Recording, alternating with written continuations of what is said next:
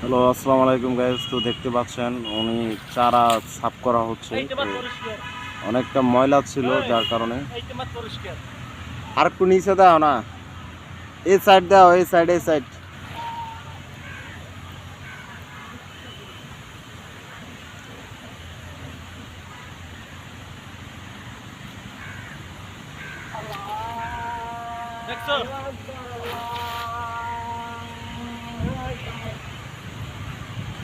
প্রচুর ময়লা যার কারণে মাছ খাচ্ছে না। আসলে খুবই কষ্ট হচ্ছে।